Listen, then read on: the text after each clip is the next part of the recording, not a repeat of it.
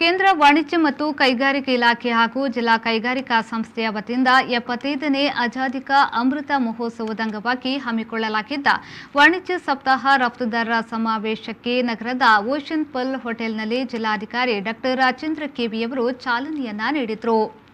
ಅವರು ಆಜಾದಿ ಕಾ ಅಮೃತ ಮಹೋತ್ಸವದ ಅಂಗವಾಗಿ ಕೇಂದ್ರ ವಾಣಿಜ್ಯ ಮತ್ತು ಕೈಗಾರಿಕಾ ಇಲಾಖೆ, ಜಿಲ್ಲಾ ಕೈಗಾರಿಕಾ ಕೇಂದ್ರ ಜಂಟಿಯಾಗಿ ವಾಣಿಜ್ಯ ಸಪ್ತಾಹದ ಅಂಗವಾಗಿ ಆಯೋಜಿಸಿದ್ದ ರಫ್ತುದಾರರ ಸಮಾವೇಶ ಉದ್ಘಾಟಿಸಿ ಮಾತನಾಡಿದರು.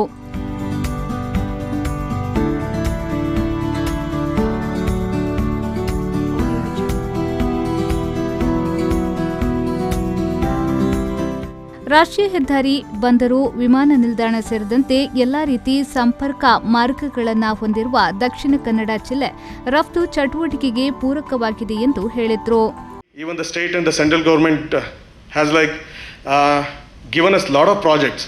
ಹಾಗೆ ನೋಡಿದ್ರೆ 1200 crores ಅಲ್ಲಿ ಬ್ಯಾಂಗ್ಳೂರ್ ಮತ್ತು ಮ್ಯಾಂಗ್ಳೂರ್ನ ಕನೆಕ್ಟಿವಿಟಿ ಕೂಡ ಮೇ ಬಿ ಇನ್ 1.5 years ಒಳಗಡೆ ಆ ರೋಡು ಕೂಡ ಕಂಪ್ಲೀಟ್ ಆಗುತ್ತೆ.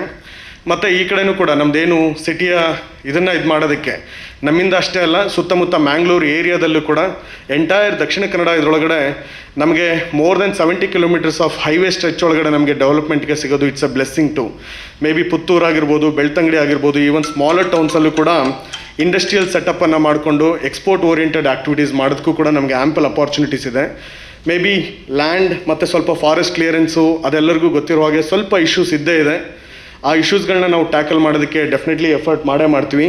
ಬಟ್ ಮಾರ್ಕೆಟಲ್ಲಿ ನಮಗೆ ಈಗ ಒಂದು ಏನು ವರ್ಲ್ಡ್ ವೈಡಲ್ಲಿ ಅಪಾರ್ಚುನಿಟೀಸ್ ಅವೈಲೇಬಲ್ ಇರುತ್ತೆ, ಅವನ್ನೆಲ್ಲವನ್ನೂ ಕೂಡ ಐಡೆಂಟಿಫೈ ಮಾಡಿಕೊಂಡು ನಮ್ಮಲ್ಲಿ ಪ್ರತಿ ಸಲನೂ ಕೂಡ ನಾವು ಲ್ಯಾಂಡ್ ಅಲಾಟ್ಮೆಂಟ್ ಮಾಡಬೇಕಾದಾಗ ಬೇರೆ ಬೇರೆ ಇಶ್ಯೂಸ್ಗಳಲ್ಲಿ ಇದ್ದಾಗ ಆದಷ್ಟು ಇನೋವೇಟಿವ್ ಪ್ರಾಜೆಕ್ಟ್ಸ್ಗಳಿಗೆ ನಾವು ಸಪೋರ್ಟ್ ಮಾಡೋದಕ್ಕೆ ಡಿಸ್ಟ್ರಿಕ್ಟ್ ಅಡ್ಮಿನಿಸ್ಟ್ರೇಷನಿಂದ ಭಾಳ ನಾವು ಪ್ರಯತ್ನವನ್ನು ಮಾಡ್ತಾನೆ ಇರ್ತೀವಿ.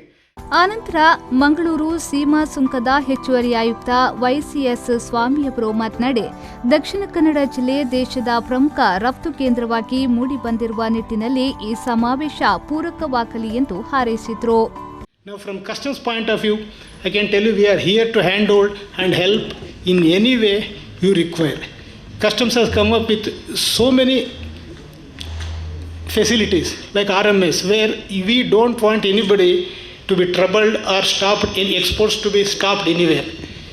We want you to clear your consignments face that without even coming to us. It is same with import. So we are here to help you. We are coming up with new schemes as and when it is required. Now it is up to the people of the trade and industry of Mangalore to take this opportunity and take giant steps towards making Dakshina Kannada a major export hub by 2023. ಈ ಸಂದರ್ಭದಲ್ಲಿ Visvesvaraya trade promotion council Bengaluru ವ್ಯವಸ್ಥಾಪಕ ನಿರ್ದೇಶಕರಾದ Satish SR, MRPL group general manager Yogesh Nayak, ಜಿಲ್ಲಾ ಕೈಗಾರಿಕಾ ಕೇಂದ್ರದ ಜಂಟಿ ನಿರ್ದೇಶಕ Gokuldas Nayak, KCCI ಅಧ್ಯಕ್ಷ ಐಸಾಕ್ ವಾಜ್, ಭಾರತೀಯ ಕೈಗಾರಿಕೆಗಳ ಒಕ್ಕೂಟದ ದಕ್ಷಿಣ ಕನ್ನಡ ಜಿಲ್ಲಾ ಚಾಪ್ಟರ್ ಮಾಜಿ ಅಧ್ಯಕ್ಷ ಪ್ರಕಾಶ್ ಕಲ್ಪಾವಿ, ಕೇಂದ್ರ ವಾಣಿಜ್ಯೋದ್ಯಮ ಸಂಸ್ಥೆಯ ಅಧ್ಯಕ್ಷ ಐಸಾಕ್ ವಾಸ್ ಮೊದಲಾದವರು ಈ ಸಂದರ್ಭ ಉಪಸ್ಥಿತರಿದ್ದರು. ಶರಸಾಲ್ಯನ್, V4 ನ್ಯೂಸ್, ಮಂಗಳೂರು.